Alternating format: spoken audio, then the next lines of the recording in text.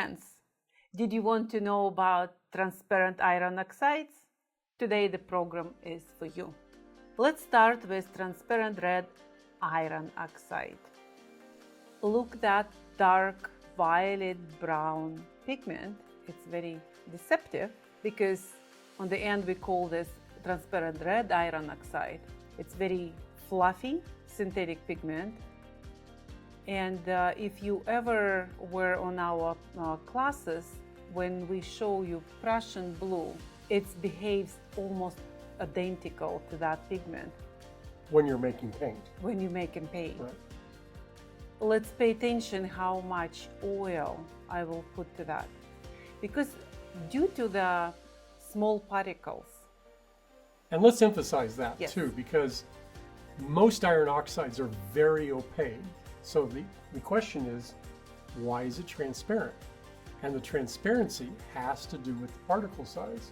So as the particle size gets very, very small, down to about the wavelength of visible light, the particles become very transparent. So that's the distinction between transparent iron oxides and iron oxides, or otherwise known as Mars colors. That is great explanation.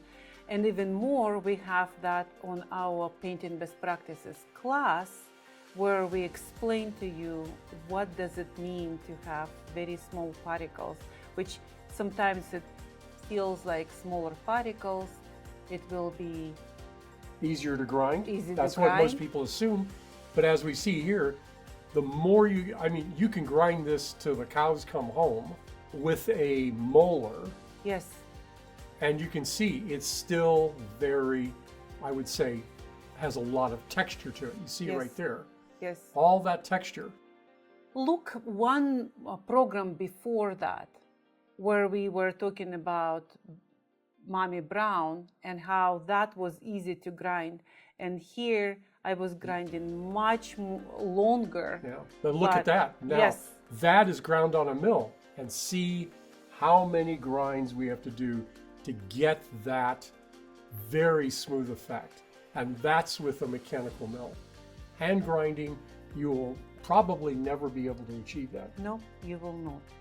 Let's look how it's looking from the tube.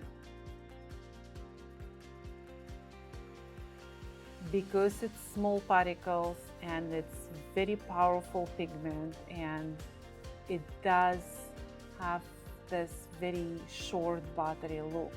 Looks almost black in mass tone, Yeah. but you can see it is very reddish. You can see the transparency there. Yeah. I didn't attempt to grind the yellow iron oxide because it would be the same. Yes. Same situation. It's very difficult to do this, which is funny how you think then with smaller particles it will be much easier. Much more difficult to grind. Yes. And you can see the yellow iron oxide, very similar consistency. Yes. So let's compare now yellow iron oxide, transparent one. Kind of a brown. As a mass. Not kind of a brown, but Yeah. it is a brown. Looking very brown. And it's mass tone. And now with red very iron reddish oxide. brown here. Yeah. And let's mix this with lead white.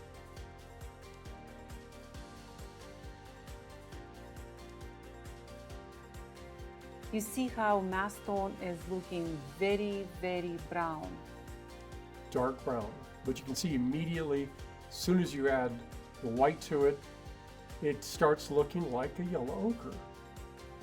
But again, because lead white is warm one and very... Well, it's not as opaque as titanium, as an example. So it doesn't overpower. It takes a lot. You can see we add a lot of lead white here to get to those a lot of lighter gradations. shades. Gradations, yeah. Yes.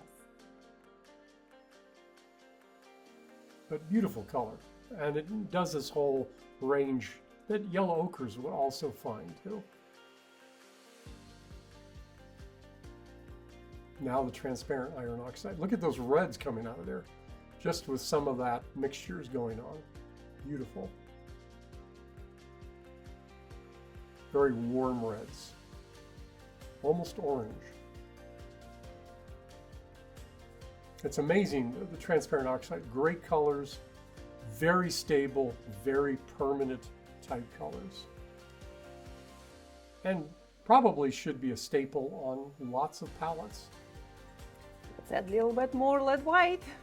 Now, again, it requires a lot. Because somebody said even then, with lead white, it's almost impossible to make mistakes. That's the benefit. With titanium, of course, the gradation will be very fast because titanium overpowering the pigment. And our titanium is 100% pigment. We don't add any extender pigments. That, we figured, artists can do themselves to kind of reduce its opacity. Of course, we have lead titanium. Yes. In this case, we used titanium white pure. Yes. Just to see the very fast changing in the color. Our lead titanium is mostly lead with the titanium as a minor component of it, which cools it down, but still a controllable color.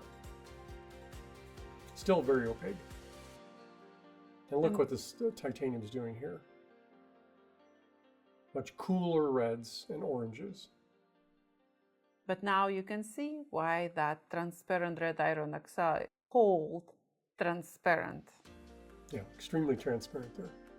You can see it on the edges of the paint.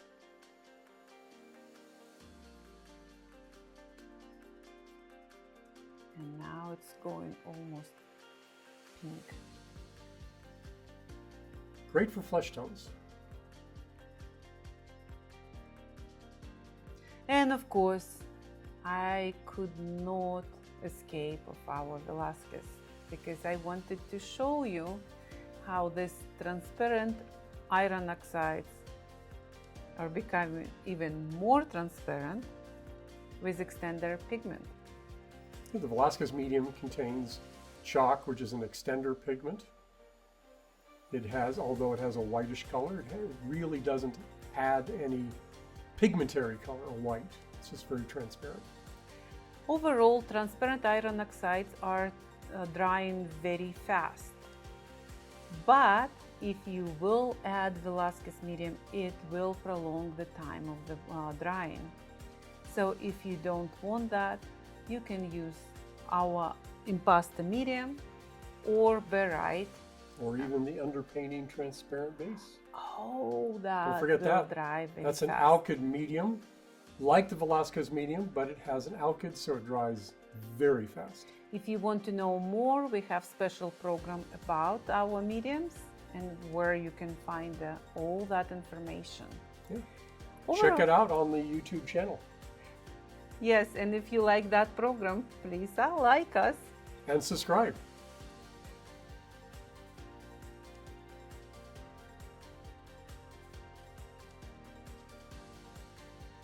Oh, look at this beautiful color. So here we are comparing again two of our red iron oxides with lead white and titanium white.